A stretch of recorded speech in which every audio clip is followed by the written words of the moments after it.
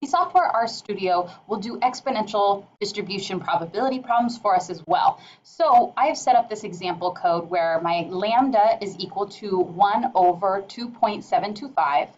I'm going to test an x value of 5, but we can wait for that in just a second.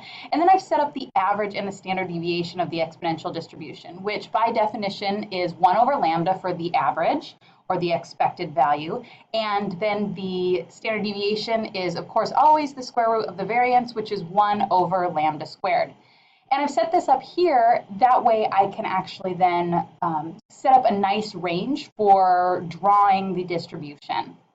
So again, the exponential distribution goes from 0 to infinity. Well, we can start at 0, the lower bound, but going to infinity on a graph is not going to be possible to really visualize. So I've just gone out 5 standard deviations, and this is a nice way that we can do that. So I'm going to run this first part of this code. And if we want to look at the average, we can just highlight that little bit. Of course, it's 2.725. We want to look at the standard deviation. We can just run that part. And of course, it is also 2.725 because standard deviation and the average in an exponential distribution is always the same thing.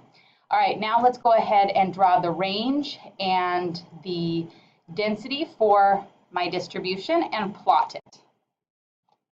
So sure enough, we have this exponential distribution. It's dropping up from the top. It doesn't have any kind of bump like the gamma distribution. So basically, it's just a nice descending slope. All right, now if I want to fill in the area to the left and right of my x value, I can run this section of code, and I can see the proportion that falls below 5 in this exponential distribution and the proportion that falls above 5. So if I want to actually find that proportion, I can use the command p-exp. Now again, p usually stands for the cumulative distribution. exp stands for exponential. And here I just want to highlight that you could also use p gamma.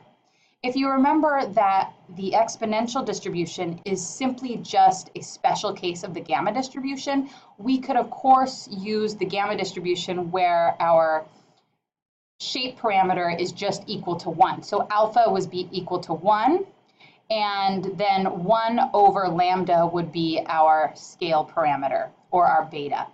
So we could also use that, but R simplifies it for us because exponential is used so often that it gives it its own command. So we're going to go ahead and run these 2 lines of code and see the area that falls below 5 and the area that falls above 5.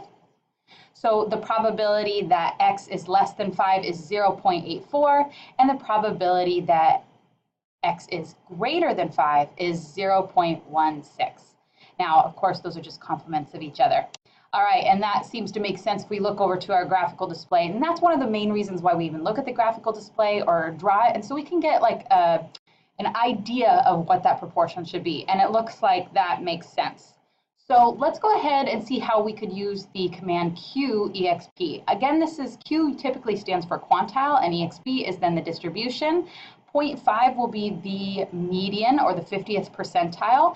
And again, lambda is just our rate parameter. So I'm going to run that and find what the median is. And the median is 1.8826. So in a highly skewed distribution, like the exponential distribution, it might not seem like it makes sense that 50% of the data would be about lower than right about here.